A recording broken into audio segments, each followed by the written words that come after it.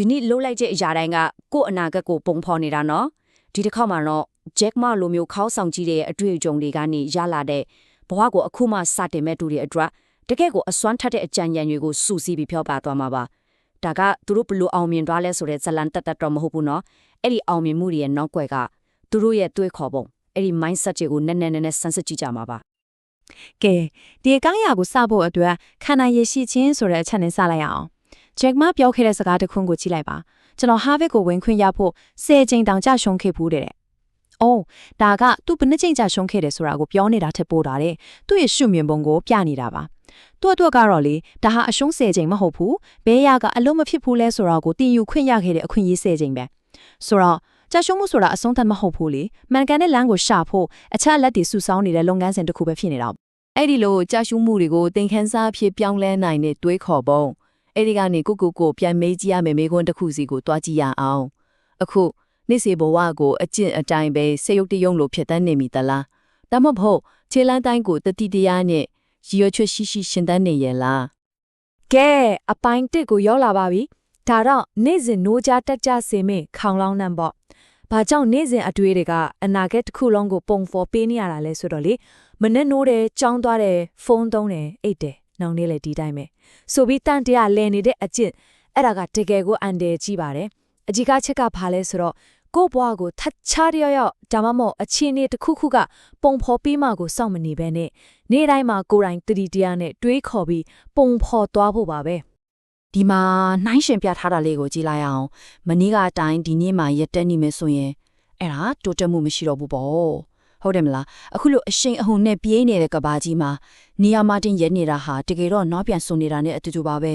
ဲဒါကြောင့်အထက်ကပါလေနေတိုင်းတစ်ခုခုတင်ယူမယ်ရှေ့ကိုဆက်ရွေးနေမယ်အဲ့ဒါပါပဲโอเคအခုအပိုင်း2ကိုစကြည့်ကြအောင်ဒါကတော့ကိုယ့်ရဲ့အတွင်းစိတ်တိုက်ပွဲအဲ့ဒီအင်းနာကင်းကိုကျွမ်းကျင်အောင်ကစားဖို့ပါပဲအောင်မြင်ဖို့ကလိုအပ်တဲ့စိတ်တပိုင်းဆိုင်ကအခြေခံအောင်မြင်ကိုဘယ်လိုတည်ဆောက်မလဲဆိုတာကိုကြည့်ကြမယ်ဒီမှာတကယ်စိတ်ဝင်စားစရာကောင်းတာကစင်ချေပေးတဲ့စိတ်နဲ့လက်တွေ့လုပ်တဲ့စိတ်အနှစ်ခုရဲ့ကွာခြားချက်ပဲဆရာငါကိုမကြိုက်လို့တော့အစိုးရမကောင်းလို့တော့အဲ့လိုဖြစ်နေတာတကလေတကယ်တော့ကိုဘဝရဲ့ထိန်ချုပ်ခွင့်ကိုတခြားသူတွေလက်ထဲပုံအပ်လိုက်တာနဲ့အတူတူပဲအဲ့ဒီစားဒီမေပါတင်ကန်းစားယူလို့ရမယ်လေဘလို့လိုက်လောညီထိဖျောက်နေပြီးကြော်လွားမလဲအဲ့လိုစဉ်းစားပြီးကိုဘဝရဲ့ထိန်ချုပ်ခွင့်ကိုလက်ထဲပြန်ယူရမှာပါဟုတ်တယ်လူတော်များများကကြားရှုံးမှာအခုကြောက်ကြတယ်ဒါပေမဲ့ဒီစကားလေးကိုလည်းဆွဲမိမဲ့မှတ်ထားတဲ့ဘယ်တော့မှမရှုံးဘူးရင်ဘယ်တော့မှအောင်မြင်မှာမဟုတ်ဘူးတဲ့ကြားရှုံးတယ်ဆိုတာအဆုံးသတ်မဟုတ်ပါဘူးခရီးလိုင်းရဲ့အစိတ်ပိုင်းတစ်ခုပဲဘာလို့လဲဆိုတော့လေကြားရှုံးမှုကမှတိုးတက်ဖို့အတွက်လိုအပ်တဲ့ feedback တွေတုံ့ပြန်ချက်တွေကိုပေးတာလေအဲ့ဒီ feedback တွေမရှိဘဲနဲ့ဘယ်လိုလုပ်တိုးတက်နိုင်မှာလဲမဖြစ်နိုင်ဘူးလေအဲ့ဒီကြားရှုံးမှုကနဲ့ရှေ့ဆက်တိုးတက်ခြင်းဆိုတဲ့သဘောတရားကိုရိုးရှင်းတဲ့အဆင့်40နဲ့ပြောပြမယ်နော်ပထမဆုံးစူးစမ်းလိုက်ပါဒုတိယအဆင့်ကြားရှုံးမှလိုက်မယ်ဒါသိကြတယ်လို့ပဲဒါပေမဲ့အရေးကြီးဆုံးကတတိယအဆင့်အဲ့ဒီကနေသင်ခန်းစာယူဖို့ပါပြီးရင်နောက်ဆုံးအဆင့်ကတော့အဲ့ဒီသင်ခန်းစာနဲ့အတူထပ်စူးစမ်းတာပဲဒီ cycle လေးကအခက်အခဲတွေကိုတိုးတက်မှုအဖြစ်ပြောင်းလဲပေးနိုင်တဲ့တကယ်ကိုလက်တွေ့ကျတဲ့နည်းလမ်းတစ်ခုပါကိုယ့်ရဲ့အိမ်မက်ကကိုယ်ပိုင်ပဲလေတခြားသူတွေကလောင်ချင်လောင်မယ်တန်တရားဝင်ရင်ဝင်မယ်ဒါပေမဲ့ကိုကတော့ရှေ့ဆက်သွားနေရမှာပဲအယူလိုဆင်းရဲတဲ့အင်္ဂလိပ်စာဆရာတယောက်လို့အခေါ်ခံခဲ့ရပေမဲ့ကမ္ဘာကျော်ကုမ္ပဏီကြီးတစ်ခုကိုတီထောင်နိုင်ခဲ့တာကိုပြန်ကြည့်လိုက်လေ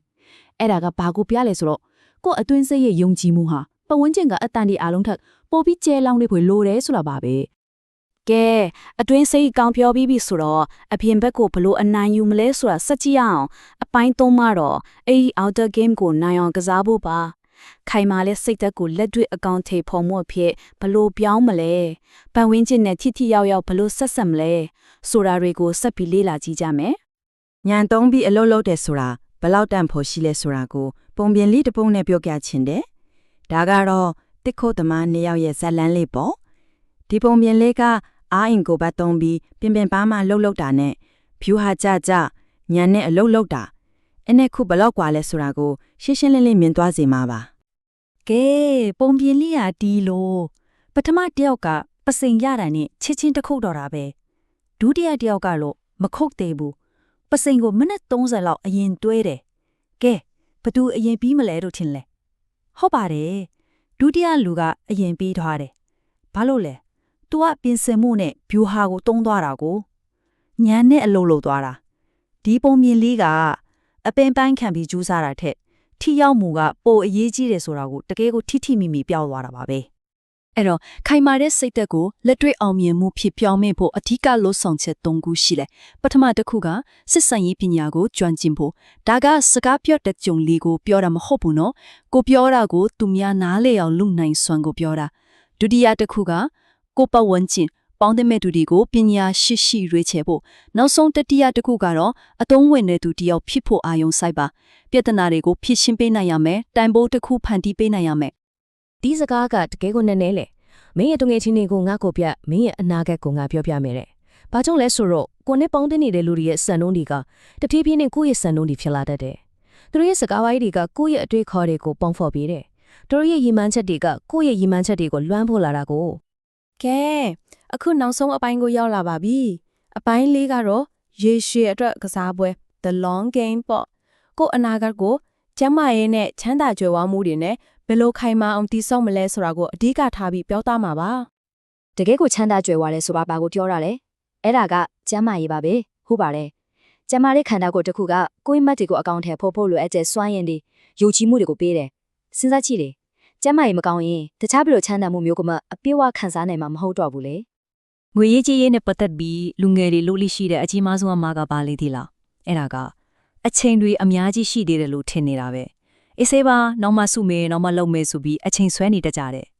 ဒါပေမဲ့အချိန်ဆိုတာကလေအရင်နေ့တခုမဲ့လीဘယ်တော့မှရက်ဆောင်မနေဘူးဒီကနန်းကိုတစ်ချက်ကြည့်လိုက်ပါနေ့တိုင်း$9ပဲစုထွားမယ်ဆိုရင်10နှစ်အတွင်းမှာအတိုးမပါပဲဒီလောပမာဏရနိုင်နေဒါကပိတ်ဆန်စုဖို့တက်ပြောနေတာထက်ပိုနှက်နဲတယ်နော်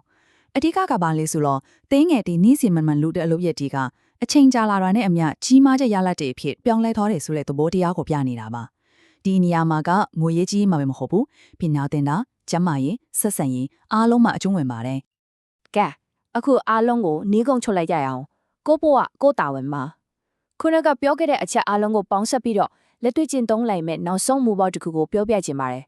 အဲ့ဒါကတော့ကိုအနာဂတ်ကိုပုံဖော်ပေးမဲ့နှိစင်မိကုန်းနေပါပဲတနည်းနည်းမှာကိုဘဝကိုပြန်လဲကြည့်တဲ့အခါငါတကယ်ရှင်တန်ခဲ့ရလား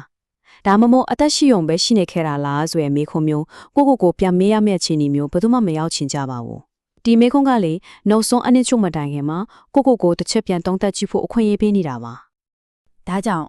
ကောင်းမွန်တဲ့ဘဝတစ်ခုအတွက်နေတိုင်းစစ်ဆေးရမယ့်စာရင်လေးတစ်ခုပေးလိုက်မယ်နော်ကိုပြန်မေးကြည့်ပါငါတူးတက်နေရလားတင်ယူနေရလားတောင်းယူမှုရှိရလားအထုံးဝင်ရလားလူမှန်တင်နဲ့ပေါင်းဝင်နေရလားကျန်းမာရလားငွေစုနေရလားအရေးကြီးဆုံးကအိမ်မက်တွေရှိနေသေးလား